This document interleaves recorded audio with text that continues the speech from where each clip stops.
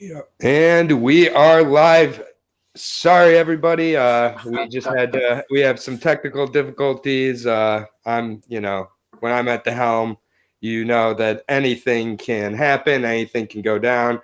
Had to make sure we're on YouTube also. So it took me a minute to get there. Apologies. I'm just going to give people a minute to rejoin, whether it's through Facebook or whether it's through the YouTube link here.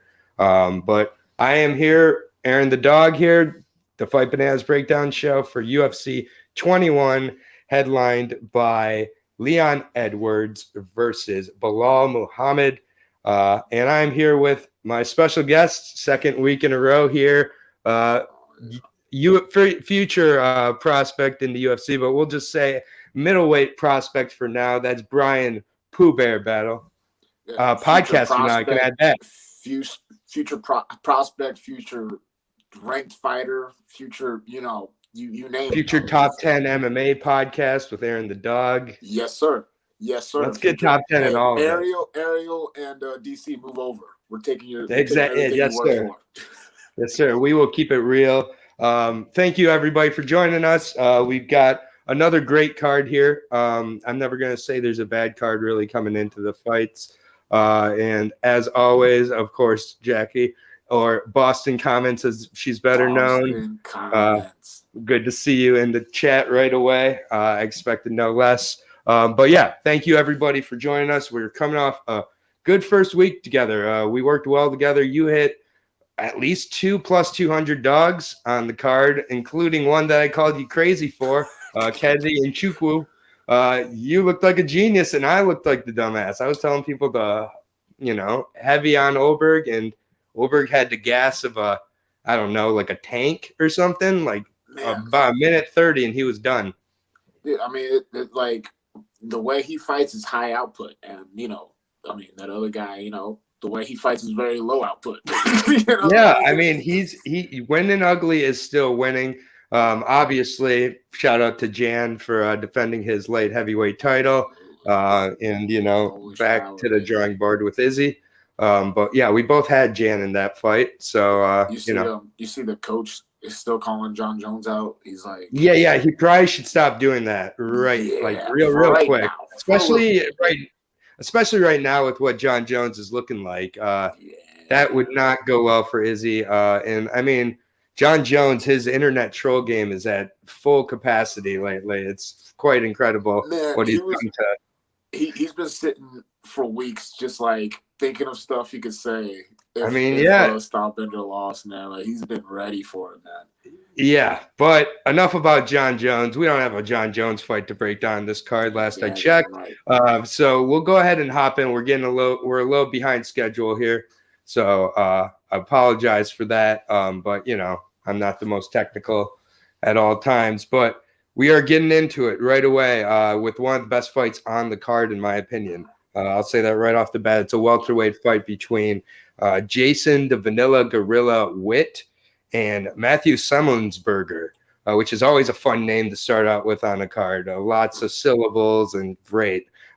So Matthew Semmelsberger, that's where I'm going to start here. 7-2, former middle linebacker in college, football player. A lot of football players will see 2 on this card, and appreciate the support as always. But Matthew, 7-2, came in on getting a pretty favorable matchup in his UFC debut against Carlton Minus, who is an Alaskan FC guy. But we saw last week, one Alaskan FC guy looked really good. Unfortunately for Elon Cruz, Euros Medic, 48-0 striking differential. If it wasn't for Amanda Nunes, it would have been the most dominant performance of the night. But Amanda decided to save Elon from that. I guess, but she knocked her out and submitted her in the same round. Yeah, and had like an arm triangle bar thing. I just shout out to Amanda Nunes, but Semmelsberger, in his UFC debut, he definitely had some good power. Was able to knock down Carlton Minus several times in the fight, but we saw about what level Carlton Minus was at, which was not UFC level, to be honest with you. Yeah. So I more looked into Jason Witt's direction for this fight. I'll be honest. Right off the bat, I always look at fights without the odds right away, and I try to, score them myself or line them up myself. And with this one, I was fairly certain that Jason Witt was going to be the favorite, being 18-6, having I think a more direct path to victory using his grappling and using his submission game against a 7-2 guy in Summonsberger, who, I think is for the most part a striker. He's been submitted in both of his losses. I just think this is Jason Witt's fight to lose. I looked at the odds. Jason Witt is the underdog. He did get starched in his UFC debut on very short notice against Takashi Saito. But Saito is a much more precision kind of striker. Yeah, it was like 48 hours notice, wasn't it? Yeah, it was 48 hours notice. And other than that, I mean, Witt has looked pretty good in his last 5 fights. And he looked incredible against Cole Williams. Before getting the arm triangle stoppage in the second round, he looked like he could have done that for 3 rounds. It didn't look like a submission where he was stopping it out of desperation and making sure he didn't gas. So I got Jason Witt in this fight. I think Jason Witt gets a finish. I think it's probably in the second round again. Why not another arm triangle submission win for Jason Witt for me? Nah, man, I hear you, because Jason, he was the first one I watched film for out of the both of them. And, Vanilla Gorilla, that's one of those, like, I'm not usually too critical on nicknames, but that's one of those nicknames where I roll my eyes every time I hear it. I'm like, oh. We got a Pooh Bear rolling his eyes at a Vanilla. Oh, my God. I didn't choose my nickname. Oh, yeah, we know. I know. Well, he didn't choose his. But then, I watched, like you said, like him picking this dude up and just walking him over to his corner. And it was just like, I was like, all right, okay, he is kind of a gorilla. All right, fair enough, Yeah. Like, the only thing I'm worried about him is because, like you said about Matthew, like he's not like a one-hitter quitter kind of guy, but he throws hard. You know what I'm saying? Like, he throws hard. Landed 118 significant strikes in his debut. Did he land? Was it that many? I didn't think his output was that high. He landed a lot on Carlton Minus, knocked him down twice. He definitely has power as well. And again, Witt has been finished in all 6 of his losses. He's a killer, be killed. That's what I was best to like Witt. He seems like he has a suspect chin. And so that would be like the only thing. But I'm with you too. It's like this is like my heart wants to go with Matthew. You know what I'm saying? But it. That style is so hard to stop. So unless he can catch him coming in, it's probably going to be a long night for old boy Semi the Jedi. Semi the Jedi. There we go. Semi the Jedi. Yeah, these are 2 big welterweights, though. I mean, they are definitely huge. The line's gotten closer and closer. It opened at plus 135 for Witt. Minus 165 for Summonsberger. It's now minus 125 for Summonsberger, minus 105 for Witt. I got him at plus 110 yesterday. I think you can do Witt inside the distance, but this could be a tough fight where maybe they go to the distance. But I think again, if Witt gets the fight where he needs to get it, it's going to be a submission. If he doesn't, he's going to get knocked out. I'm betting that he gets it where he needs to get it. Yeah. I mean, because this is what I'll say about this card is it was way harder for me to make picks for this card than it was last week. Like last week, I was like, I don't know why, but like this week, I'm like, man, dude, I don't know. There's difficulty on this card, partially because these fights are really well lined up, both with where these guys are in their careers. Yeah. It also is one of these fight cards where an average fan may look at it and be like, there's not a lot to see here, but this is kind of the card that sets up the next card for a lot of these guys. Like the winner of a Dan Ige, Gavin Tucker fight goes into a huge fight in their next fight, which we'll get into later.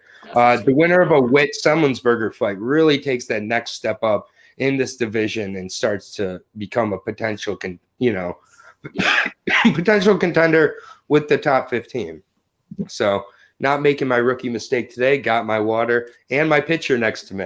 Oh, you got the pitcher too? I got the pitcher. I am doing it like the courtroom pitcher. I don't know what you're gonna think of me, because people usually give me a pretty hard time about this. I got the lemon pepina, the cucumber. Oh my goodness! Lime Oh God, we may have to get you tested for COVID because you do not have taste. No, I'm just kidding. I'm just kidding. What do I know as a white person about flavor? I mean, I know nothing. It's nothing. Okay. You're a little uncultured when it comes to the Gatorades. It's all right. You know what I'm saying? But yeah, anyway, I'm so basic with the Gatorade flavors. I am a red, yellow, orange, and I think every time I go to a grocery store, I just rotate. I'm like, oh, I had red last time. Let me mix it up with a little lemon lime this time. A little glacier ice. One time I got the lemonade instead of the lemon lime. I was so upset. Oh my God. Anyways, I probably shouldn't even be drinking Gatorade because I don't do nearly enough to earn that shit. Like, don't sell yourself short. You're sweating over these video breakdowns. Dude, I'm sweating over these. I did just feel like I ran a mile. But we're gonna move on to our next fight here, and don't worry, Jackie, Boston Commons. This is why I'm here to teach you about the odds, because the odds are just another way to enjoy MMA. And if you don't like the odds, you can just go with our straight picks also. But sometimes the odds can, just make it a little more interesting. Next fight here is a strawweight fight between Gloria DePaula and Jin Yu Frey. Jin Yu Frey, damn, it's too bad there's not an atomweight division, and it's too bad this isn't about 5 years ago, because Jin Yu Frey just kind of is outsized, outgunned at the 115 division so far in her 2 fights. Against Kay Hansen, she was doing pretty good, but she was hesitant to throw. She really was. She threw kicks, but threw hardly any punches. She was really, every time she's fighting in there, it looks like she's so scared and so aware of her takedown defense and how it's not there, that it keeps her striking from happening, and she kind of waits until she gets taken down. That's what happened against Kay Hansen, and then she got submitted with a nasty armbar.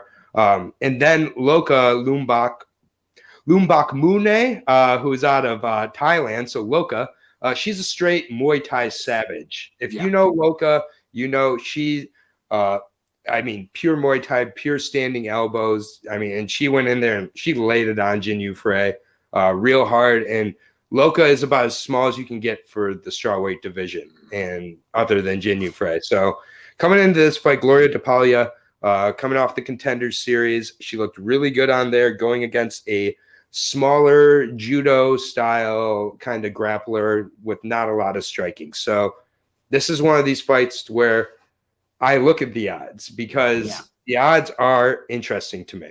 I'll just go to them right away here. Gloria DePaula, minus 190 favorite. So she's getting to that area where I almost automatically go with the dog when it gets to this lower level women's MMA. I might take a shot on Jin Yu Frey here, just in part because DePaula is going to be the worst striker in this matchup, and she is primarily a striker.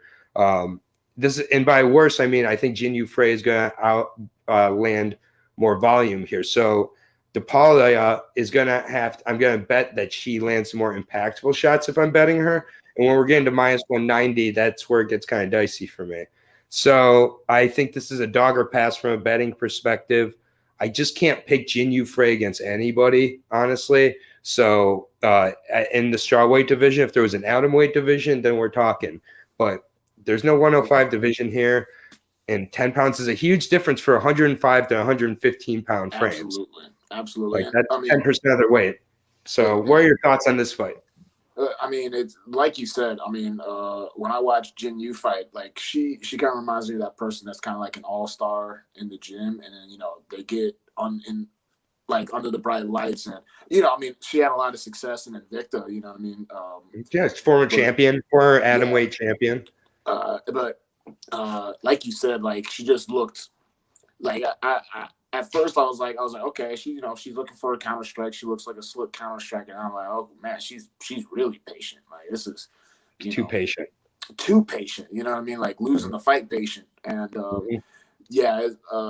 like as far as like a straight pick, Gloria, she just seems like a big girl. Like, I mean, I don't know if they just keep on matching her up with tiny girls, but she seems like. I mean, she keeps fighting atomweight. She fought an atomweight in the Contender Series. She's fighting an atomweight in her UFC debut. Yeah. And Jin Yu Frey hasn't gotten a finish. Yeah, Jin Yu Frey has not gotten a finish since, if I'm looking at this correctly, since 2014. She has not gotten a finish. She's been finished, but she has not gotten a finish since 2014. And it's just so at this point, we're counting on her out kickboxing for 2 rounds. I guess that could happen. There's better spots on here. I think there's better fights to talk about on this card too. I agree 100%. I know that I kind of pick on some fights, but you know what? We're starting late and we gotta make some cuts somewhere, and this is one of the cuts. We're going with Talia. I would not bet her at -190. Yeah. That those odds tell you that you have to bet $200 to win 100. That's rough.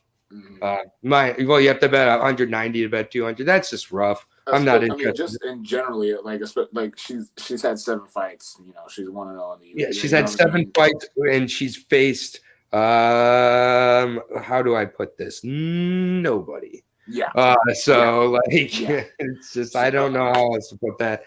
Next fight is another fight, a women's fight. This is at flyweight. It's between fan favorite Courtney Casey. That's the only reason she's still here at 9-8. 9-8, taking on JJ Aldrich, 8-4.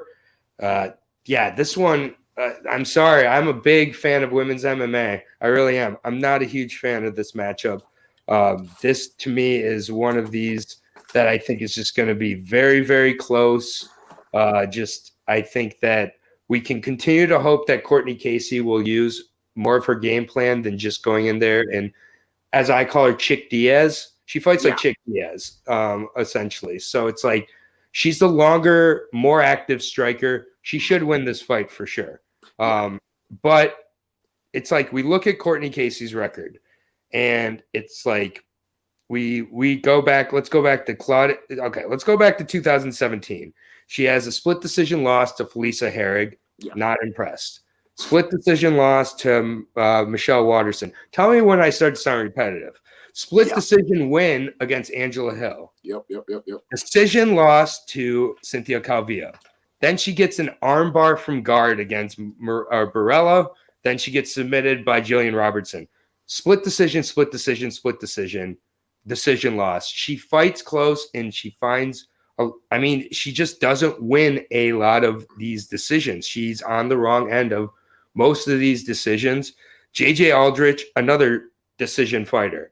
Like she is just, let me go to her entire UFC record.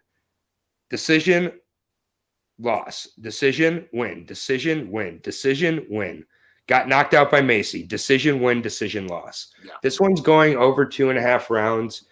It's probably going to be a split decision, and it's just going to be it's which side you're on. I think with this, when it's close, you go with the dog and the more physically imposing of the two in Casey. JJ Aldrich is preparing with Rose Namajunas right now at Team Elevation. Trevor Whitman's there, blah, blah, blah, blah, blah. I'm going with Casey at dog money just because she's longer, harder striker, has the ability, if she chooses, to take it to the ground and possibly get a submission win on JJ Aldrich. Courtney Casey has some legit jiu-jitsu, and she's the longer, harder hitter. I don't understand what the odds are seeing. I don't understand what people are seeing, that the money's coming in on JJ Aldrich. You got to just be looking at her record. That's the only thing I can think of. Yeah, they're seeing a 500 record, and I guess that's it. I mean, but the way Courtney Casey lost to Jillian Robertson, I don't need to tell people I'm a huge Jillian fan, and that's not going to happen with JJ Aldrich. No. It's a straight striker's paradise where the only person who's choosing to take it to the ground is Casey. Do you see any thing to add to this fight? I think it's basically a low-level kickboxing fight where the slightly higher-level person is Casey, yet she's the underdog. Yeah, I'll tell you, I'll piggyback what you said. Not only is she Chick Diaz, she's kind of like a great value Chick Diaz. You know what I'm saying? She couldn't bust a great she throws flurries. It's fun to watch, but she could hit a chick with 3 punches on the dome. and like Yeah. they don't go anywhere. You know what I mean? No. But JJ Aldridge, bless her heart. Like I gotta root for JJ every time I see her because she's like one of those people you see and you're like, how is she in a cage fighting people right now? You know what I mean? And in a favorite after all this time. Yeah, and I mean she had like it was interesting like seeing even like she's a gamer. Like in her amateur career, she was fighting Rachel Ostovich and Raquel Pennington as an amateur. You know what I'm saying? Yep. But like you said, like if someone is able to impose themselves physically and they make the choice to impose themselves physically, I haven't seen JJ offer anything to like. And like that was one of those weird ones. I saw her, I was like, yo, wasn't she on the Ultimate Fighter forever ago? There's a lot of like old school Ultimate Fighter people on this card that kind of like yeah. There's some sneaky veterans on this card for sure. And I mean Casey's got a 4 to 5 inch reach advantage in this fight. I mean, JJ Aldrich, I think it showed she had a lot of trouble against Sabina Mazo with that same issue. And we saw Sabina Mazo get a little bit exposed by Alexa Davis, who yours truly picked. But yeah, I got the dog here, Courtney Casey, plus 125. I think that's a dog you can take to the bank. These odds should be flipped. I got her truly by decision as well. Of course, yes, absolutely. I don't see either one of these guys getting it. I mean, like you said, unless because she has 7 finishes on the ground, but those 7 finishes were pre, UFC. Yeah, I mean, like an armbar inside the guard against Morella Barella, who is just abysmal. Somehow beat Talia Santos. I'll never know, but UFC jitters must be real for some people because Talia Santos has looked like a savage in her last 2 fights. So, but yeah, I think I got the dog here in Casey. I feel good about it. It's my second dog on the night. Both of our second dogs. We've agreed so far. Let's see if we can change that up. I know. We're really cordial. It's okay. So it's okay. We're just having a little honeymoon. I was close. I was close to going the other way on Semi the Jedi. Like I really that would have been a really good disagreement. I really wanted to go the other way on Semi the Jedi, but I haven't seen his grappling. I just think Witt looks so scary in that last fight. I get Cole Williams isn't great, but still, I think Witt can really replicate that against a lot of these guys with 9 fights on the record and 2 submission losses. It's like, But next one, we're not going to be seeing submissions in this one. This is another Striker's Paradise. Nasparet Hakparast taking on Rafa Garcia. Rafa Garcia taking this fight on very short notice, 12-0 out of Combate America. Don Madge was supposed to have this fight originally. I'm a huge Don Madge fan, Muay Thai, South African savage with a really good ground game to go with it. But I think this is going to be a little more of a fun fight, actually, because it's just going to be on its feet. I think this is going to be going back. Yeah, I think it's going to be back and forth. Rafa Garcia is obviously going to be the underdog coming into this on such short notice, but he's spent just about all of his career in Combate American. And I really like Combate quite a bit, especially when you get the chance to face guys like Esteban Paya. You get to face guys, like Humberto Bandelet, guys who've been in the UFC, who failed in the UFC. I concur on that. Yeah. But they've also been in the UFC, and he's looked outstanding against these guys. He submitted Paya inside of a round, went 5 rounds of Bandelet. Which, I get Bandelet had a couple embarrassing UFC fights, but Bandelet's still, a tough fighter. And he still made it to the show. He made it to the show and was there for multiple fights. I believe had a UFC win as well. Nasparet, really, really good striker, who just, I think, needs to round out his game a little bit more, but started to look better against Alex Munoz, who is a wrestler who took it on short notice here. I like Rafa Garcia a lot. It's a tough situation here. It's going to be his toughest opponent. He's going to have about a 5-inch reach disadvantage here. He's coming up in weight for this fight to take it on at lightweight. Normally, I believe he is a featherweight, so I want to make sure on that, but I'm pretty sure normally, or he has fought at featherweight at times. He's a smaller. Either way, I just think that at 5'7", there's going to be some issues for him at lightweight in the UFC. And that's 4 inches on reach. You know what I'm saying? Yeah. So Hasparat, I think, has the ability to possibly put him away in this fight. He's got real legit hands. I'm going to take Nasrat in this fight. And I'm going to take him to get a decision. I'm going to give him credit, but this is going to be a tough one. Man, well, you called one thing. This is our first disagreement, man. Because I tell you, because I looked up Nasrat, and at first, I'm like, man, dude, this is gonna be, this guy's a gamer. I like the way he fights. You know what I'm saying? He sticks to that southpaw thing, and he does the things that you should do as a southpaw. You know what I'm saying? He throws that left hand good. He throws a lot of body kicks. He throws that rear tie kick. He uses that a lot. And like he's gonna hit you. You know what I mean? He can be, I think he kind of leaves openings for takedowns every once in a while. You know what I mean? But I was really excited with him. But man, dude, I'm rooting for. I want Rafa to win, man. Like when I was watching him, he's like a little Spanish Terminator, man. Like and it's kind of like that. He's got 5 submission wins. That could be a real route to victory for Rafa.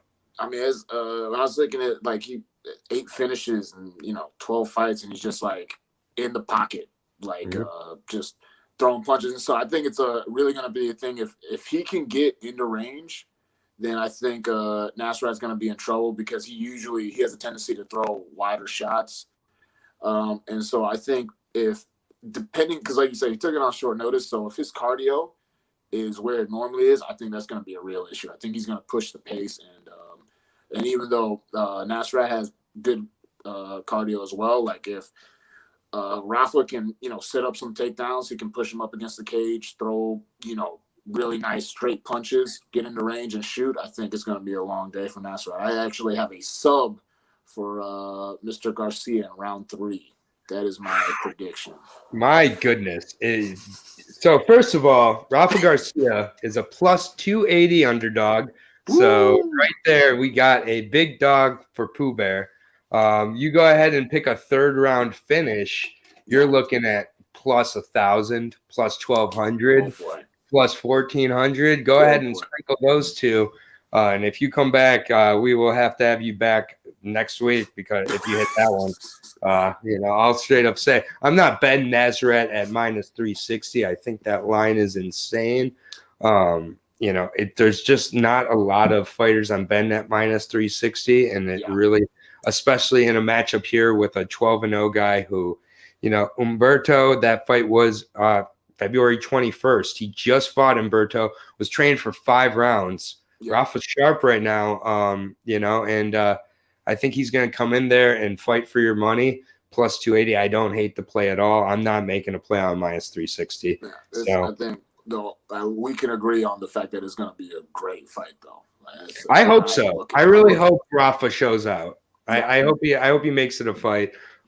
He has a ton of tape available on YouTube. Combate did a nice little favor of packaging together 10 minutes of highlights. Combate loves this guy. I mean, and I think for good reason. There's a lot of Combate people on this card, isn't there? There is, yeah. And it's like Combate has had some real good fighters come in. Next fight here is a weird one. It's at bantamweight. It's between Ronnie Yaya, one of the ugliest fighters like in the UFC, not physically, but how he fights. God, it's ugly, but it works, and it's gotten him to a 26-10-1 record against Ray Rodriguez, who, let me just get Ray Rodriguez out of the way real quick. Came in against Brian Kelleher on very short notice, got guillotined in 39 seconds. I'm not going to judge that too hard. That's just wrong place, wrong time against a guy who was pretty much surging at the time. One fight that, told me a lot about him where I look back is his Jimmy Flick victory. That is a guy who we've now seen take off since that loss to Ray Rodriguez. And Jimmy Flick I've spoken with Jimmy a few times now, and he brings up that Ray Rodriguez fight a lot and how hard Ray Rodriguez hits and how he feels that's prepared him for UFC level hitters. So I don't think we saw the real Ray Rodriguez there in his debut. And I think that's, kind of convenient for me to say and whatnot. But I just think that we could be in for a little bit of an interesting fight here. But with that being said, Ronnie Yaya doesn't get KO'd. Like he just doesn't. So what I see here is Ronnie Yaya getting this to the fight, getting this to the ground really quickly, round one, submitting him, or this being a 3-round kind of decision beating for Ray Rodriguez, to be honest. If Ray Rodriguez can solve the guard pull attempts and Ronnie Yaya is not a great wrestler. Yeah. I think that Ray Rodriguez has faced better wrestlers. And I think that striking wise, he can really piece him up. If this doesn't get to the ground quickly, I think this is a bad night for Ronnie Yaya.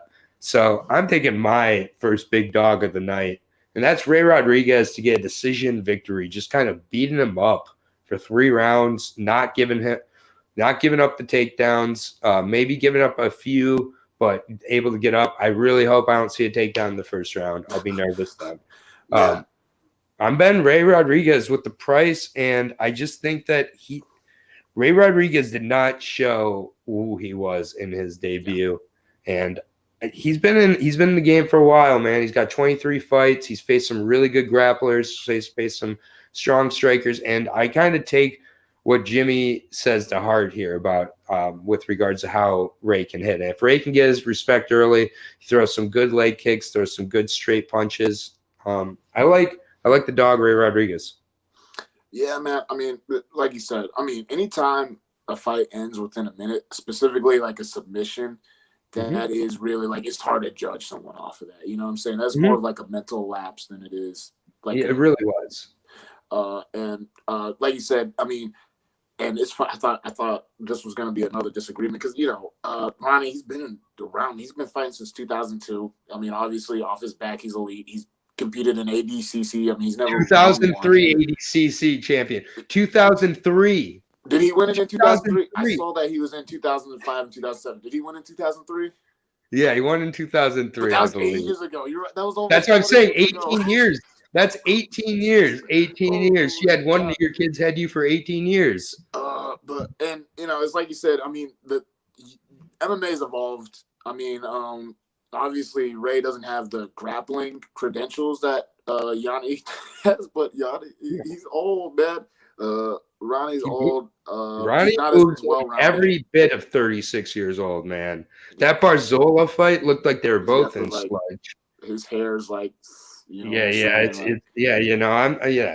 That doesn't have anything to do with his fighting ability. It just but like he moves very, very stiff. It's like we've seen. The way he wins, he gets a heel hook in round one.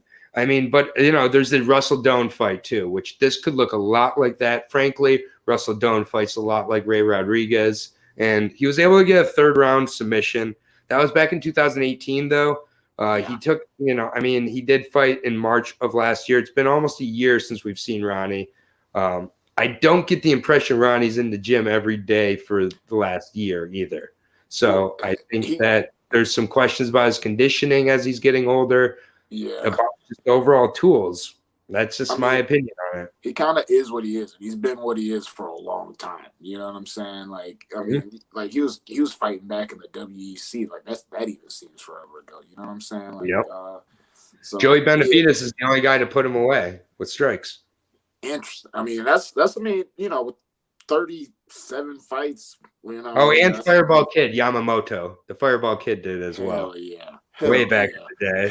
Yeah. Anytime you can throw a Fireball Kid reference. Yeah, Kid Yamamoto. I'm telling you, UFC fans don't know because he came over so late. By the time he got to UFC, he was so busted, and people were like, "This is the Fireball Kid." Like, you don't know. Like that fight with Nick Diaz. That's just it right there. You know what I'm saying? Like, it's freaking. Even though he lost that fight, still, like that guy's.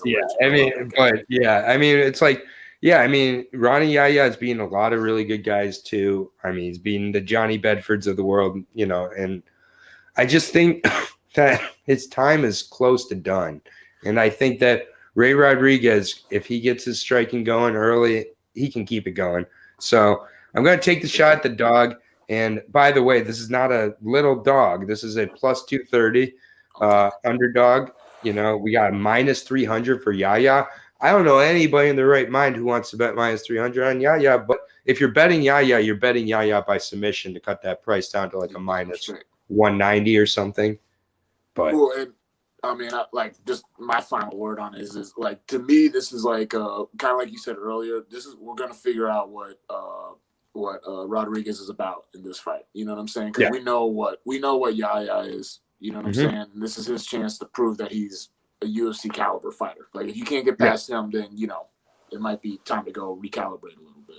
Exactly. Yeah, exactly. I agree 100%. I think this is really good matchmaking. We're moving on to the 145 division. This is another fight that was put together a little bit last notice, but Charles Jourdain is now taking on Marcelo Rojo. Marcelo Rojo was originally supposed to take on Rayoni Barcelo a couple weeks ago on short notice at 135.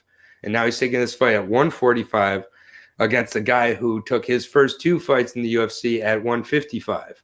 So we're going a big featherweight, big size difference here. I think there's going to be a power difference as well. Charles Jourdain coming off a draw against Joshua Cutelaba. That was a really tough fight for both guys at different points. But, I was a little bit surprised that Jourdain didn't look better in that fight. He had a size advantage in that one as well, a technical advantage in that one as well, and really kind of was disappointing at a split decision loss against Feely, where again he wasn't pulling the trigger. His Doo Ho Choi win is his lone win in the UFC. Doo Ho Choi is very, very good. He lost the first round of that fight. Was on his way to losing the second round before he caught a perfect cross and put him away. So besides that, we've got 2 dominating losses, one to Des Green, which is the worst, 2 losses, I should say, one to Des Green, which is a great wrestler. He dominated him. And then Andre Feely, that was a closer fight. And then he had a draw against a guy who was a minus 450 favorite against in Cutelaba. So Marcelo Rojo, he's a 135er, essentially, who really throws everything. He's a wild in there. But he's pretty standard. I think Jourdain's faced guys like this before, and he's basically had to adjust from, taking on, Charles Jourdain's had to adjust from taking on a longer, rangier 145er in Steven Garcia to a shorter, similar type of fighter in Rojo. I'm not seeing anything with Rojo that lets me know that he has the skills that are needed to beat a bigger, legitimate featherweight in Jourdain here. So I'm going to take the favorite Jourdain. Don't love the price, but I'm going to take him for my pick. I feel that. Yeah, man. And this is like this is one of those things where weight equal, size equal. I'm picking Rojo all day. You know what I'm saying? It's just skill wise, but experience. Because 4 fights in the UFC is still 4 fights in the UFC that Rojo hasn't had. And like you said, it's coming against bigger guys. Bigger and better too, and all that. Yeah, exactly. You know what I'm saying? And it's Rojo seems like a fun kind of guy to watch, but his defense is like he can get hit. You know what I'm saying? And if Charles has shown anything, he can hit people. Punches and bunches. You know what I'm saying? He's a fast guy. And so I can see him getting a finish in this one. You know what I mean? I think like I said, bigger, he really needs this win. This is really important. His career in the UFC is probably on the line, so he's really gonna come out and probably try to put it on him. So I think Charles gets to finish. I'm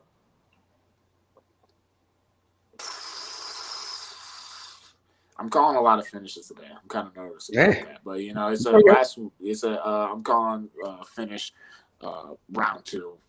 Yeah, I think that for Rojo, he's got a blitz like Alex Hernandez style against Beneil Dariush and just hope either kill or be killed. Yeah, and just go in there and But yeah, it's a tough draw. What I've seen from him too is he can't, like, his defense isn't amazing, but he can get cracked and survive. Like, he can get cracked, get dropped, and still rebound from being put Yeah, in and the I right mean, situation. again, Jourdain's shown the ability to give away rounds to smaller guys he should be beating. So that's the other thing. But I'm going to count on him here. He's a minus 260 favorite, plus 200 for Rojo. Not loving that price. This is a card you got to just be a little selective with. I think there's a lot. Just about every fight, the dog can definitely come in and win. I will say that much. So, speaking of which, next fight is at 115, Angela Hill versus Ashley Yoder. Now, I'm just not excited about the women These fights. records are so ugly for these. It's a salty, like, man. This is as salty as it gets. We got a bad, man. we got a 12-9 record for Angela Hill. 7-9 in the UFC. She's nearly fighting on a main card against an 8-6 Ashley Yoder. Yoder, has gone 3-5 in the UFC. Yeah, 3-5 in the UFC. Her wins are over the likes of Miranda Granger, Amanda Cooper, and Suri Kondo. Not the best of wins, but you won. She lost her first time to Angela Hill. Angela Hill's gotten a lot better and still isn't great, but she's gotten better, especially in the grappling department. I think she had everyone excited for a little bit before she dropped these last two fights. I mean, but every time Angela Hill loses, she says she wins. Claudia Gadea, she said she won that fight. She said she won the Michelle Waterson fight. So, I mean, whatever. Ashley Yoder is a very easy matchup for her, in my opinion. She has to do one thing, and it's like keep it on the feet. It's kickboxing. It's over. I'm not going to overthink this. It's Angela Hill by decision, and I'm not betting it because it's a minus 300 favorite. So, I can't bet Yoder. Yoder is just not going to win this fight. There's not much to say about this one. You know what I'm saying? Like, paper doesn't fight paper, but I mean, you might as well in this fight. They already have fought too. Yeah. Right. This is like a goofy fight, man. Like I was looking at it. You're trying to get Angela a dub. You're trying to get Angela a dub. She works for the company. Yeah. She's marketable, and she's 34 or 35 at this point, so she hasn't got a lot of time left. Dude, yeah, people love Angela Hill, man. You know what I'm saying? And I don't have anything against her. You know what I'm saying? Yeah, I'll keep my thoughts to myself. It's fine. I'm not a fan. But yeah. And it's like you said, at a certain point, when you're fighting, you got to turn the corner. Like if you're having split decision, close decision after close decision, at a certain point, you have to like evaluate your game. Maybe you're like, okay, maybe I need to do something differently. You know what I'm saying? But we know what we're getting at. We know what we're getting at both these ladies at this point. It's the same kind of game plan every time. Let's move on to a much more interesting fight. This is one of my favorite fights on the card, maybe potential fight of the night, sleeper to open up the main card at 185 between Eric Anders, ya boy, and Darren the Dentist Stewart, who man, I'm a huge fan of Darren Stewart. I'll start with Eric Anders, ya boy.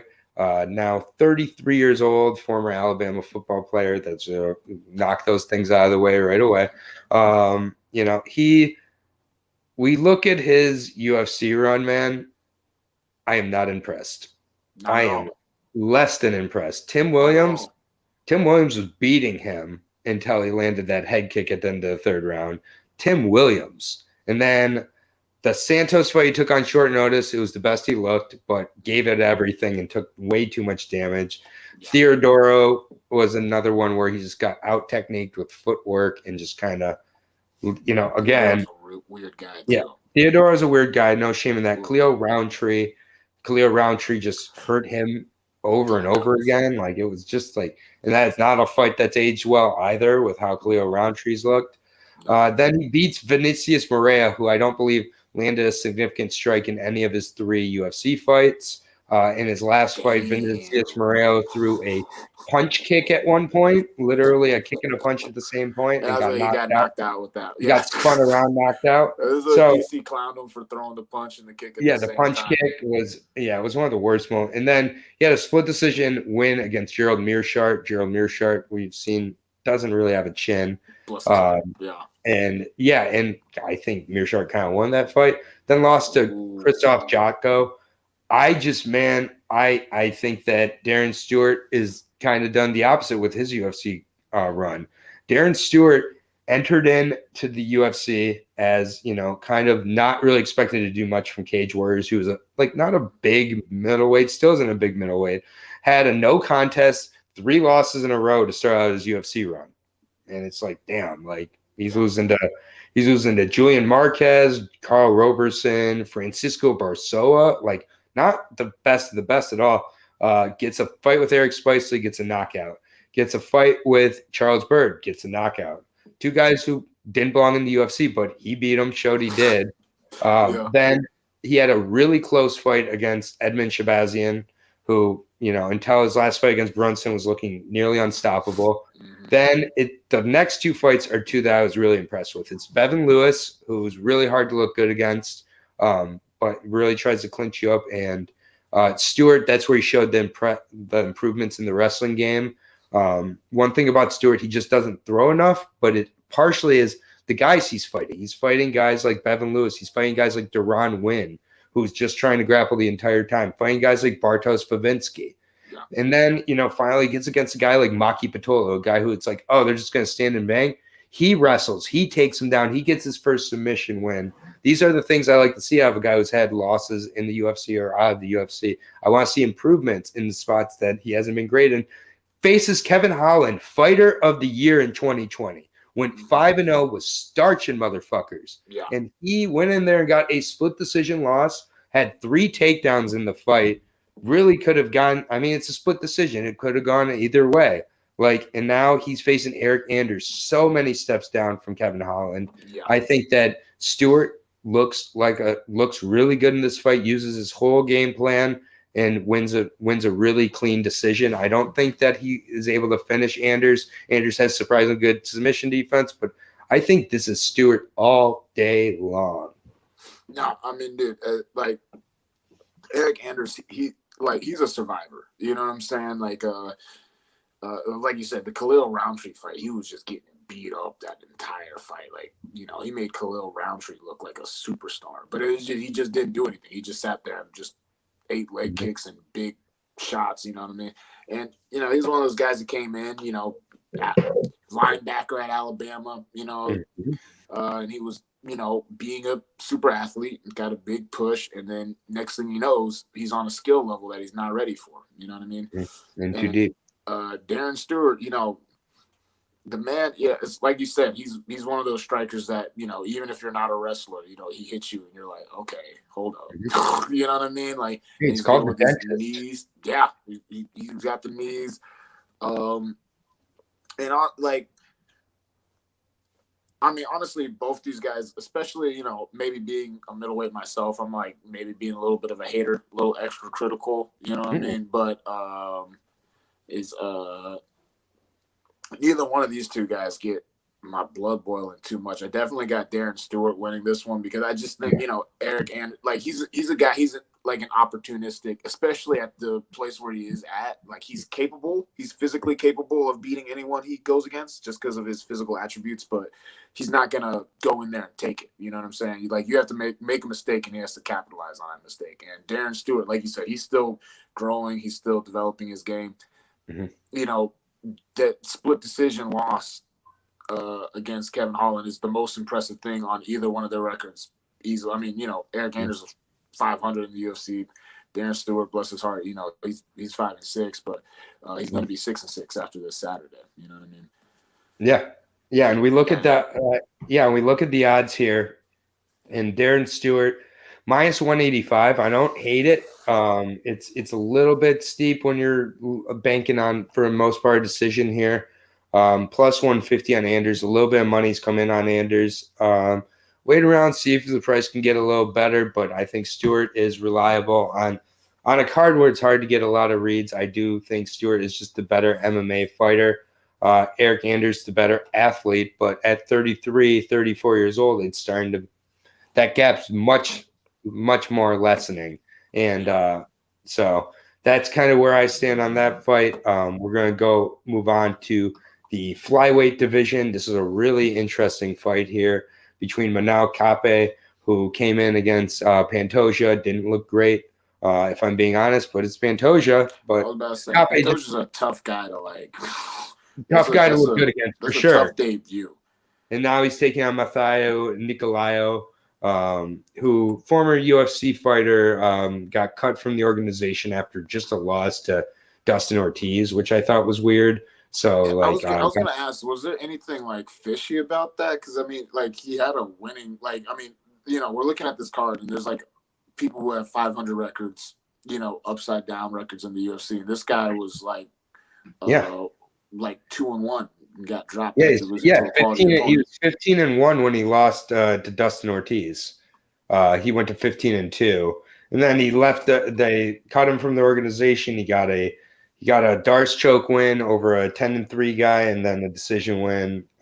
You know, so he earned his way back. His girlfriend also won on the Contender Series, and they're looking to really market her.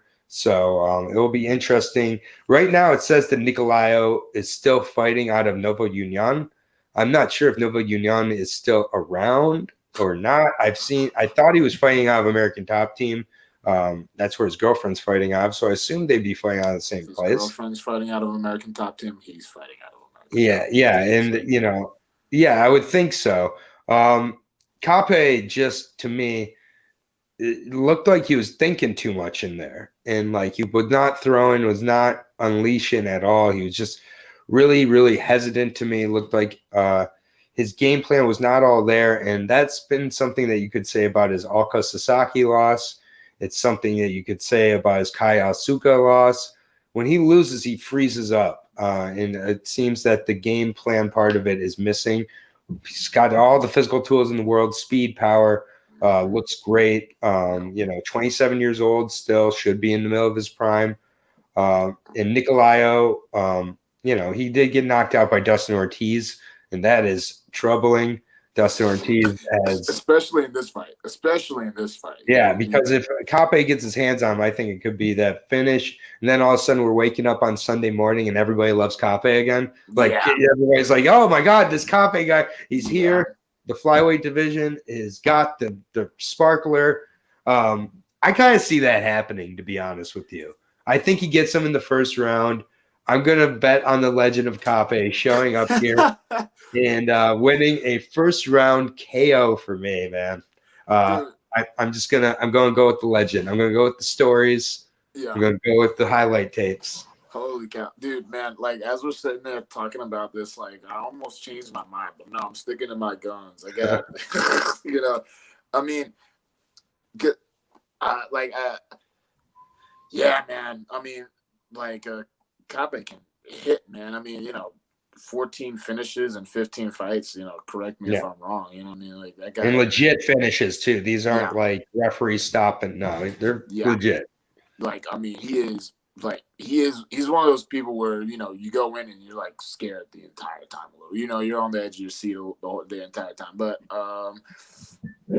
you know, if my man Matthias, am I saying that name? Matthias Nicolayo. Yeah, if he keeps his composure, you know what I'm saying? Like, you know, he's got slick boxing. I mean, yeah, he does. And he's got great grappling. He's got really good grappling. I think, I'm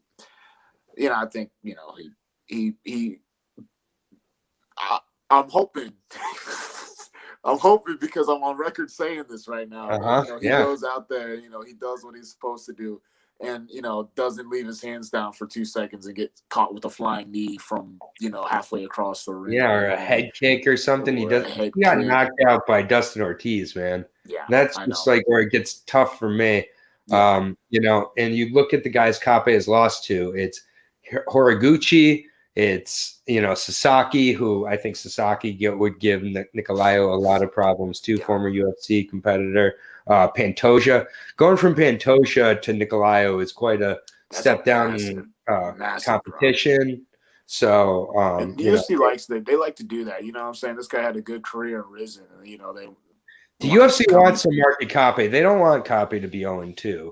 I don't want to look too far into that because the UFC so far this year has not done a good job of setting up their money fighters. No, not at all. I mean, just look at the meme of 2021 in UFC, and it's just giving Dana fits, right down to last weekend. But yeah, I'm gonna go with the legend. We're gonna have a very fair disagreement here. What do you have, Nicolayo? Decision or submission, or what do we got? Man, I got a decision. He's finally taking a decision. All right, I'm taking a decision. I'm settling down. I'm cooling off the hot takes a little bit.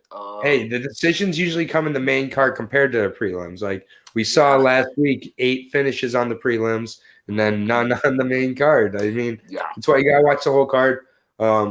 So Cape minus 140 favorite. You got the dog plus 110 and Nicolayo. That's always nice in a close fight. Take the dog side. I think both sides are justified. Both sides are bettable. It's all about your read. I'm gonna go with Cape round 1. Maybe a live bet on Nicolayo if I'm not seeing what I want to out of Cape's game plan. But we'll see. Next fight is a weird one. I've said that a few times now, but this is at 135. I'm not a big fan of Davy Grant at all, man. How is this guy still in? He's been in the UFC for ages, but he's had like 6 fights. Yeah, he doesn't fight a lot. That's how he's in the UFC. And the main reason I don't like him is because he convinced me to bet on Martin Day in the UFC. And I will regret that for the rest of my life. Martin Day, my goodness, was a terrible UFC competitor. He went 0-3 so quickly. It was just like, dude, he just got annihilated by David Grant with a right or a left hook that flatlined him. David Grant should not flatline anybody. Yeah. It shouldn't happen. Like David Grant has not fought since then. That was in July of 2020. Jonathan Martinez, he's looked pretty good. He looked good against Thomas Almeida for sure. He's coming down in weight, right? Yeah, so he's coming down in weight. Thomas Almeida was at featherweight. Now he's coming down to bantamweight. So that's the first thing I want to see how he looks. He was definitely undersized for featherweight, but not that undersized to where I'm just wondering how the 135 is going to look. He fought there against Andre Ewell, and it was what kind of held him back a little bit. And Andre Ewell was able to edge out a split decision. When you're losing decisions to Andre Ewell, it gets me a little concerned. But then when he took on Frankie Saenz, he missed weight. That's why he had to move up. So it is clearly a tough weight cut for him. Davy Grant, I'm just going to be straight up here. I don't think Davy Grant's the type of guy who's going to expose the gas tank. I think that, Jonathan Martinez should be able to take this fight wherever he wants it, whether that's on the ground or whether he wants to keep it standing. I think this is Jonathan Martinez's fight to lose. I would think that he would be able to get a decision. I'm not going to say a finish just because Davy Grant's surprisingly tough. The way he gets put away is submission, and I don't see that being a route to victory for Jonathan Martinez. So I'll say Jonathan Martinez, dominant decision. I don't love the price, but do you have any kind of differing thoughts on that? Or are you kind of the same? Dude, I just don't know how Davy Grant is still like that's crazy, man. Like they got some of these like old school, like once again, like I saw that name, I was like, wait a minute, wasn't he on the Ultimate Fighter? Like Chris Holdsworth way back in the day. But yeah, no, Jonathan Martinez, like his striking at first, because you look at his record and you look at how many like TKOs he has, and like his striking at first like kind of looked a little rough, but then once he gets his rhythm and his range, I think he's putting Davy away. I think second round comes around, if he has his rhythm and his range, I think that he's a problem. It should be a power difference for sure. Yeah, Davy has never been put away by strikes. Yeah, so that would be quite. He is getting older. Davy Grant is 35, and he does look 35. In the best way possible, Davey. Davey's listening to this podcast. Davey. Yeah, if you want to come on here, we'll talk about it. Probably not, but Moving on. Yeah. Moving on. It always gets a little, if you're sticking around into the 1 hour point, and once we get to this main card, man, I just get a little bit, especially on these double breakdown fights. Please check out the LFA breakdown if you haven't already. Yeah. Work out on that. But man, you are doing way better at keeping this like last Thank you. time. Last time. Yeah, last time was a little bit unruly. The 2.5 hour podcast didn't even make it to a podcast feed. If you do want to watch that, it's only available on YouTube. Dave was just like, we're just gonna go ahead and leave that one in the ether. So that's a legendary podcast, though. I'll never forget it. This one's not going to make it half that amount of time. Fortunately for both of us, I don't think neither of us need that.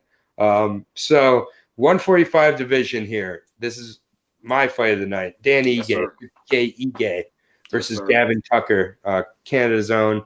The hope of Canada at this point, Gavin Tucker. Canada MMA has been having a rough go of it for a while here. Man, ever since Robbie beat Rory. Rory was supposed to be the baton bearer after and now we've seen now Rory is, I think, at PFL now. He's been kind of all over the place. It's just never quite worked out for him. He got saved. After he got saved, it all went downhill, man. He just lost his, so Gavin Tucker looked really, really good. He is 13-1 overall. His lone UFC loss was to Rick Glenn, and he got the break speed off him in that fight, so hard. It was crazy. There's been no sign of that guy since then. The Sungwoo Choi rear naked choke looked really good. Justin James rear naked choke 3rd round, and then a decision over Billy Contillo in his last fight out. Dan Ige has been fighting some of the best. I talked with Dave about this fight also. Dan Igue's beat a lot of really good guys. He fights a lot of decisions, a lot of close decisions. Had a split decision win over Edson Barbosa that I think is one of the most impressive for sure. I know a lot of people had Edson winning that fight, but Ige won it. So Ige took some of Barbosa's best shots in the first round and got tougher and kept going as the fight goes on. So that really tells me quite a bit about him. I've been going back and forth on this fight. I think that whoever uses their offensive wrestling more and often, early and often, will be the winner between the two of them. I think they match up really closely on the feet and on the ground, though. So it could be kind of a stalemate overall.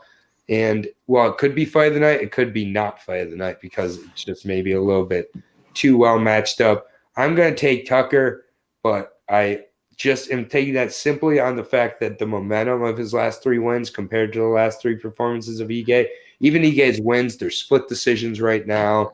They're closer than they should be to a guy like Mirsad Bektik. It's just, there's just a little bit of I think a desperation here for Tucker also being 34 compared to a 29-year-old Ige. But Tucker doesn't fight like he's 34, but in his career. I didn't even look at his age. I thought he was 20-something. He looks young. That's what I'm saying. But he's 34, so I think his approach to this fight, how he's viewing this fight with his regards to his career, I think it's more important for him than Ige right now. Yeah. And just these little things, it's going to be a close fight. I think it's going to be most likely be Gavin Tucker's wrestling that makes the difference here. I think he's the stronger wrestler. I'm taking Gavin Tucker for a decision win. Yeah, man, this is like and this is why these breakdowns are so cool because obviously I would have figured out who Gavin Tucker was eventually, but until this week when I started looking up these fights, I didn't know who Gavin Tucker was, and immediately he's just one of those guys that's if he's winning the fight, he's putting it on you, man. He's freaking hitting beautiful takedowns, little foot sweeps, just slick stuff, you know what I mean? And he's confident, and like I always says, he strikes like a wrestler, but in a good way, you know what I'm saying? He does all the little takedown fakes and comes back over the top with something, and if he's throwing hard, you know what I'm saying? And it's usually 3 punches at a time. And Ige, he's full send with it, you know what I'm saying? He's one of you know, it's like he's almost a little too full send with it. Like I feel like that's why he keeps on ending up in these split decisions, because he'll hit this takedown, but they both end up in a neutral position because he was a little bit too wild with it. But yeah, I think the big thing is if Gavin does take him down, how well does Ige do off his back? Because he's shown that he can be pretty dangerous off his back. With that being said, I never want to count on someone winning off their back. Like that's just like not something I feel comfortable betting on. Like if someone's Gavin showed good down, top control too. Gavin showed really good top control. Like and good top control, and he's active, man. He's active, and it's fun because he's like he gets hit. You know what I'm saying? I can see Ige hitting him, but he usually takes getting hit pretty well. He has a pretty solid chin. And if he does get rocked, he recovers pretty well. So I think, man, if this fight isn't absolutely nuts, then I don't know. I'll be pretty disappointed. I'm probably shouldn't get my hopes up. I shouldn't get my hopes up as much as they are, but man, I'm banking on this fight being absolutely bananas. I got Gavin Tucker winning a decision. I don't think Ige's getting finished. I think he's too tough to. I mean, unless he just catches him with a big right hand. I mean, they're both gamers, both have a good UFC record. You know what I'm saying? But yeah, I think Gavin Tucker. I think he puts that pressure on him and gets it done. Love it. Yeah. So we do agree. We got the dog here. I mean, you're just collecting dogs tonight, but this is going to be a good card for dogs, in my opinion. Anyways, I think so. I mean, a lot of these fights are so close, man. Dude. Yeah, like this is plus 125 for Gavin Tucker, minus 155 for Ige. Level of competition is ticked to Ige a little bit. For sure, he's a little bit younger. And everything like that. He's been in a 5-round fight. So there's just some ticks to Ige's side. I can get why he's the favorite, but I think that plus 125 for Tucker is a worthy play as a dog. We get to our co-main event. We shoot from the top. This has been a really great breakdown again here, a little more succinct for people too, so that's always good. But succinct, you know what I'm saying? Yeah, if you're into information on your betting podcast, then I guess okay. If you're here for the comedy, then well, welcome. So this is a 205 fight between two interesting guys, Misha Cirkunov and Ryan Spann. Ryan Spann coming off a really weird performance against Johnny Walker, had Johnny Walker in all sorts of trouble, and then decided to shoot on him and put his head right in position to get elbowed until he went out cold. I don't know what Spann's corner was doing or what he was doing. He was hurting Johnny Walker a lot, and Johnny Walker was on his way out, and then he gave him his way back in. Misha Cirkunov, such a big win too. That would have been such a big win to knock off. It would have been a huge win for Ryan Spann. I mean, he's still in position on a loss here to get a co-main event slot against the top 15 guys. So, I mean, he just but Cirkunov is interesting, man, because Cirkunov either goes in there and finishes you in a round or he gets finished in the round. Yep. That is just how it is. Cirkunov doesn't like getting hit. Cirkunov hates getting hit, almost more than anybody I've seen in the UFC. But if it's on the ground, he can sweep you. He did it against Jimmy Crute, got a Peruvian necktie on Jimmy Crute. That was a fight where he got to the ground, then Crute swept him, and then he swept him back. So, I mean, and Crute was landing tons of shots, almost had him out. So it really does come down to, can Spann keep this on the feet? Yeah. Because if Spann can keep this on the feet, Spann is going to have such an advantage in the kickboxing realm. He's going to put him away inside of a round. Yeah. If he gets it down, then it's going to be a submission. So got the music playing. Yeah, It's all good. We made it all the way the whole way with no more technical. I need to sweat a little more. But in this fight for me, I'm going with Spann KO round 1. That's just how I feel about this fight. I think Cirkunov just is very, very slow and plodding on the feet. I think that Spann has good enough wrestling to keep this on the feet long enough to crack him. The way he cracked Walker, if he cracks Cirkunov isn't coming through that. So I'm taking Ryan Spann to get a TKO round 1. I also think Ryan Spann could kickbox him for 3 rounds too if that ends up happening. I think he is just a better wrestler, and Serkinov just has one way and one way only to win this. And if it gets there, then he's going to win it like every other fight. But I'm going to bet he doesn't. Man, no, it's just at 205, it hits a certain point where, I'd say 170 up. No, I'll say 185 and up. If you don't have a chin, if you have a really suspect chin, it's hard for me to pick you. You know what I'm saying? Especially, like you said, against a guy like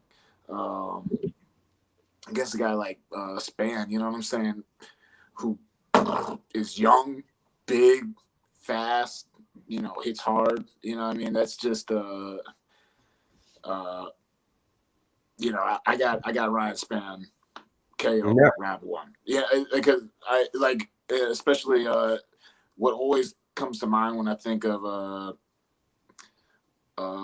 is the Ozdemir fight. You know what I'm saying? Where he's running him down, and Ozdemir just like, it looks like he just touches him, and he dies. You know what I'm saying? And so, I got Ryan Spann round 1. Yeah, Spann lost by rear naked choke to Robert Drysdale, which no shame in that. Yeah, and that was back when Bryan choked out.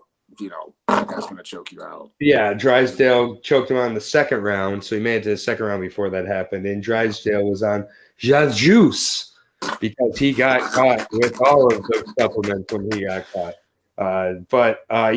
Before this fight against Johnny Walker, Ryan Spann was on an 8-fight win streak. Yeah, he was almost on a 9-fight win streak and just made the wrong choice against Johnny Walker in a fight he was on his way to winning. And so I think that I can see the train of thought with that. It's like, all right, even though we're winning this fight, even though we're hurting them, Johnny Walker, can explode any moment. But it's like, man, dude, this is just go with where if it ain't broke, don't fix it type of thing. Yeah, man. If you're winning the fight, you got to stick with it. You got to stay in that. I think the way Spann struck against Antonio Rodrigo Nogueira, that's the way he needs to do it here.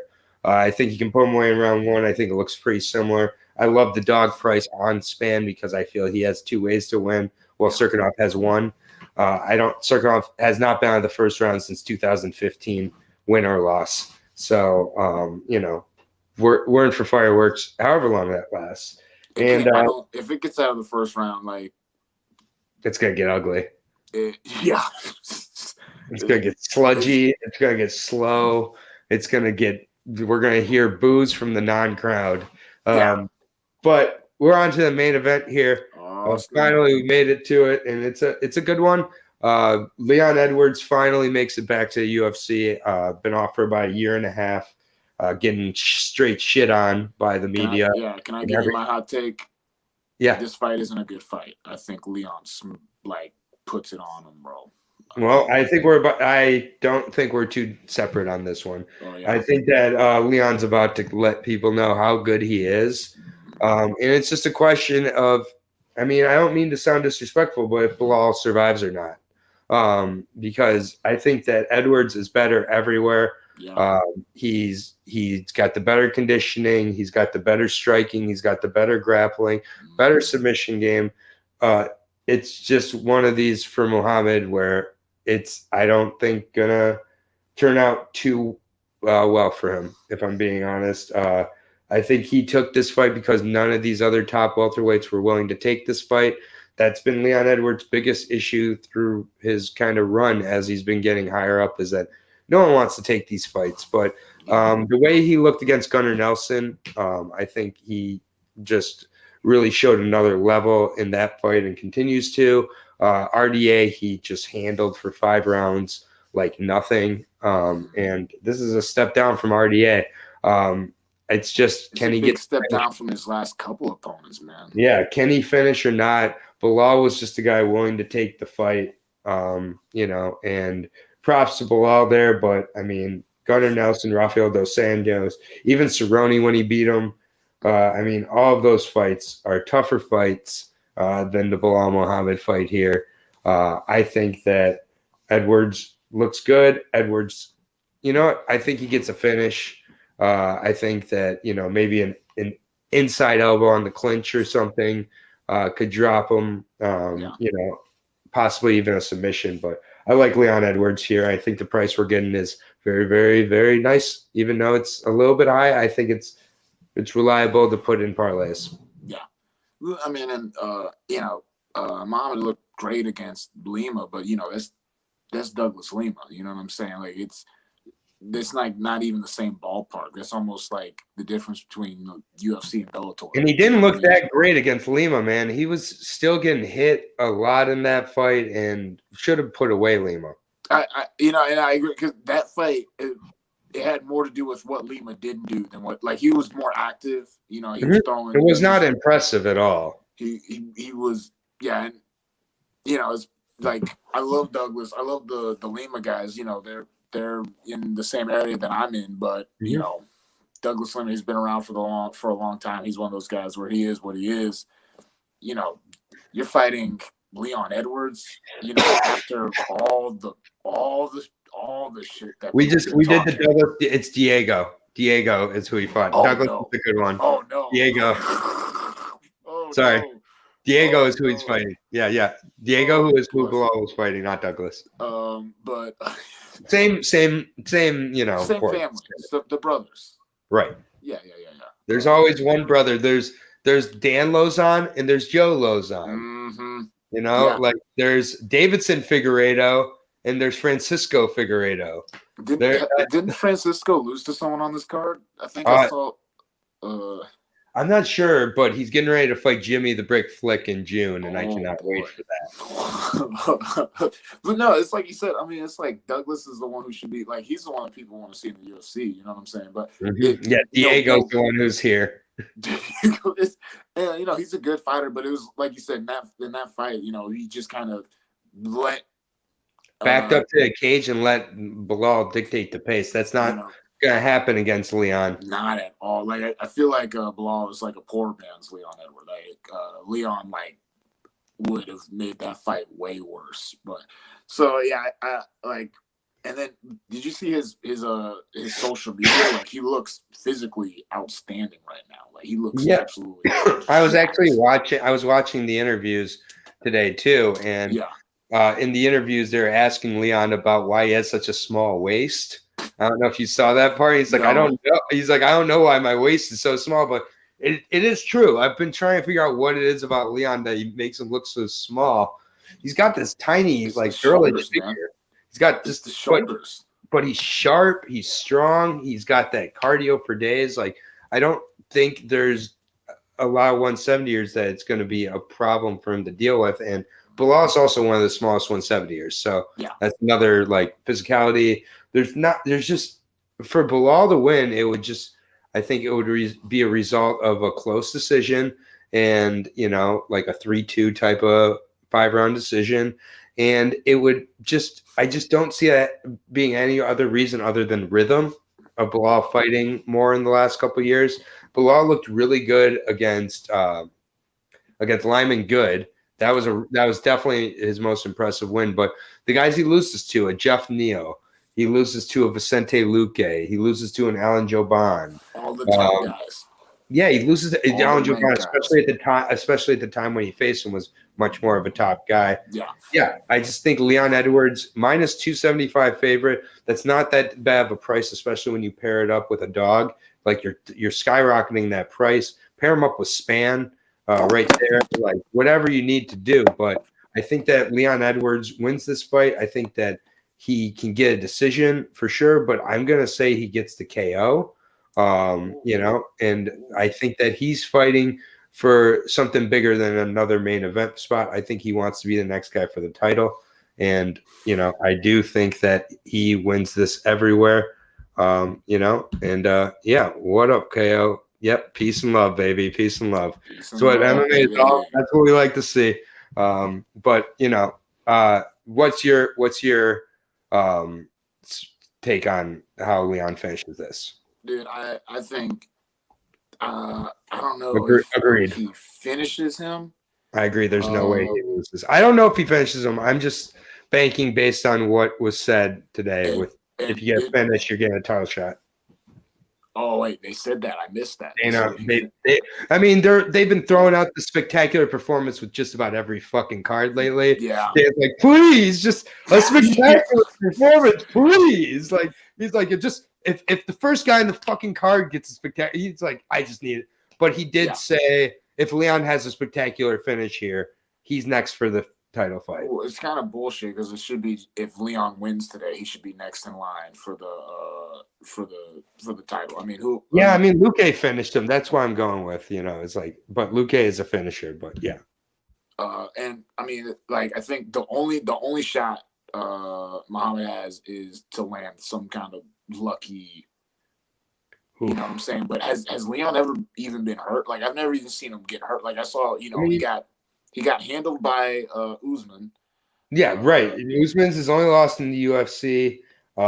Muhammad also, I'm looking, and I have never seen a KO from Muhammad. Oof. I don't think he had. He has a KO against Jimmy Fritz back in 2013 and against Justin Brock in 2012. Other than those two, he does not have a lot of KOs. So it sounds like we're giving avenues to victory here. Yeah, this is one where it's like we're giving him a ton of credit.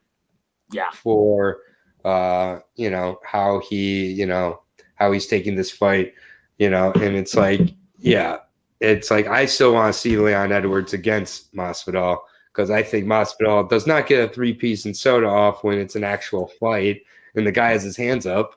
But whatever. Props to Masvidal. That 3-piece and soda has gotten Masvidal so many fights by doing that. Dude, definitely on getting fights.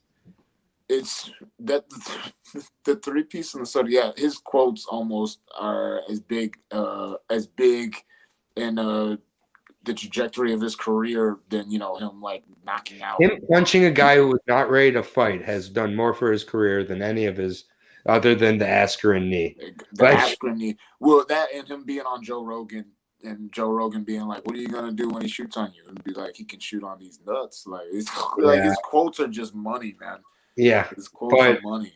Yeah. Leon, either way, I just think that it's not too late for that storyline. If Leon goes in there and like Leon's going to make some noise and say title for Masvidal.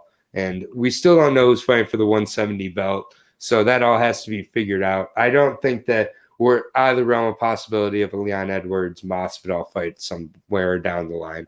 So, there's a lot of clarification. Yeah, go ahead. No, I mean, I was just going to say it's like, it's kind of like the Conor McGregor, Khabib thing where, when he threw the chair at the bus, what I'm saying? It was like a year later when the fight actually happened, but they were able to just, gas up that footage. If they queue up they queue up the 3-piece and soda again. They got a Twitter trending again. They'll if that fight makes sense, they'll make that fight. This is a card that again we're gonna know more based on how guys win and a lot more after these fights are over. Right now, it looks like a card that doesn't have a lot of impact on it, but we've got a potential title contender in Leon Edwards, and we have a lot of other interesting kind of fights on this card.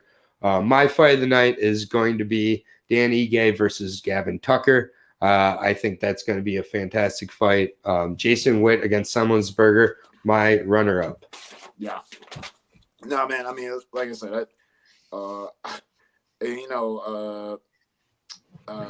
Cape versus Nicola, like that could be like a really boring fight, or that could be absolutely nuts too. I mean, I'm hoping old boy Rafa, comes through and fights like an absolute animal, and that fight is just a slander. Like there's a lot of potential. Yeah, I mean, Cape gets the first round finish. We've got a new darling for everybody again. People will forget that performance against Pantoja so quickly if he just gets that stupid knockout. Yeah. Like they'll be like, he's got the hardest hands, some of the best boxers, and just didn't let it go. Man, he's so explosive. Yeah, he just was UFC jitters, bro. Yeah. And there's just like all over this card. So I'm looking forward to it. I'm always looking forward to it. again, the LFA breakdown is up on Fight Bananas YouTube page. If you are watching LFA and not betting on it, what are you doing? If you're not watching LFA, what are you doing? There's a card tomorrow night, 9 p.m. on Fight Pass. Go ahead and give the video a watch and get some free money, 11 of 12 on those bets. And then Saturday night, it goes down. UFC Vegas 21, starting at probably 5 o'clock. You're going ridiculous. Yeah, it's 5 o'clock or 4, whatever. Find out when the first fight is, because you're not going to want to miss it. Jason Witt versus Matthew the Jedi Semmelsberger or whatever, Semi-Jedi, whatever. Semi the Jedi. Right from the jump, we got the middle little, bit of some low fights where you can maybe make some food while you watch those fights. Which ones those are, and then we end the fight strong. So, yeah, that will do it for the breakdown. Only an hour and a half this week. You know where to find me, Aaron the Dog Guy on Instagram, Aaron Jay Brooks on Twitter, and you'll find me back here next Thursday, 8 p.m. Eastern Standard Time, live for another breakdown. I don't even know what next week's card is, but I'll know when I look it up. But yeah, for Aaron the Dog, Bryan, tell people where they can find you. You can find me on Instagram at, you already know the deal. Get your pen and paper out. Poo_bear_battle.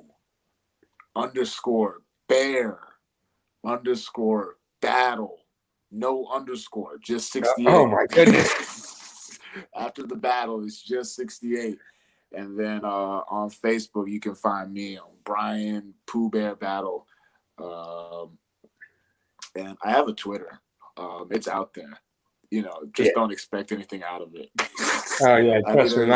My Twitter's a mess as well. I'm still learning. But anyways, for Aaron the Dog, for Pooh Bear, for everybody here at Fight Bananas, keep taking care of each other out there, and enjoy the fights, and let's make that money. And we'll see you back here next Thursday night at 8 p.m. Eastern Standard Time.